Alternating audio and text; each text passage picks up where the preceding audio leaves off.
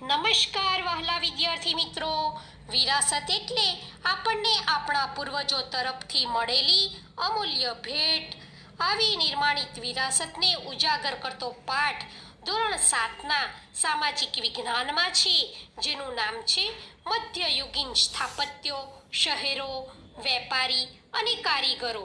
જેમાંથી ગુજરાતના સ્થાપત્યો વિશે આપણે પપેટ શો દ્વારા માહિતી મેળવીશું.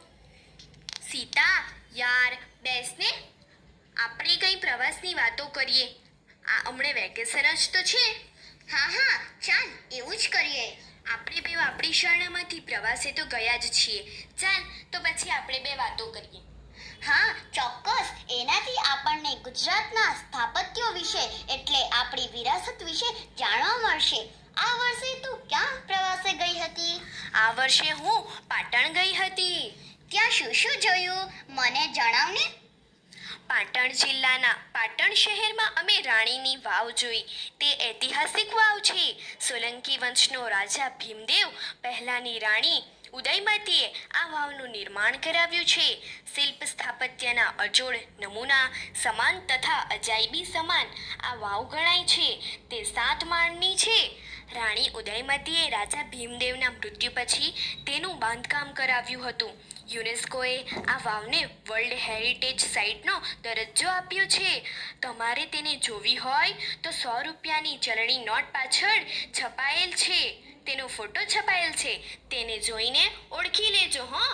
ત્યાર પછી પાટણમાં સહસ્ત્રલિંગ તળાવ, જૈન મંદિરો અને પટોળા સાડી પણ જોઈ. મને તો ખૂબ મજા આવી. હા, આ વર્ષે તું ક્યાં ગઈ હતી? આ વર્ષે અમારી શાળામાં હું તો મહેસાણા ગઈ હતી. તેના વિશે મને પણ કંઈક જણાવ ને.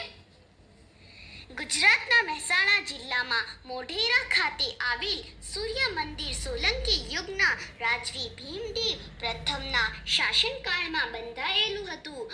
આ મંદિરનું પૂર્વ દિશામાં આવેલ પ્રવેશ દ્વાર એવી રીતે રચાયેલ હતું કે સૂર્યનું પ્રથમ કિરણ મંદિરની છેક અંદર ગર્ભગૃહ સુધી રેલાઈને સૂર્ય પ્રતિમાના મુકુટની મધ્યમાં રહેલા મણિ પર પડતા સમગ્ર મંદિર પ્રકાશથી ઝળહળી ઉઠતું. પરિણામે સમગ્ર વાતાવરણમાં જાણે કે દિવ્યતા પ્રગટતી હતી. આ મંદિરમાં સૂર્યની 12 વિવિધ મૂર્તિઓ અંકિત થયેલી આજે પણ જોઈ શકાય છે. મંદિરની બહાર જળકુંડની ચારે બાજુ નાના કુલ 108 જેટલા મંદિરો આવેલા છે, જે ઉષા અને સંધ્યાકાળે પ્રગટતી દીપમાળાને લીધે એક નયનરમ્ય દ્રશ્ય ઊભું કરે છે. મિત્રો, આ આપણી નિર્માણિત વિરાસતો છે.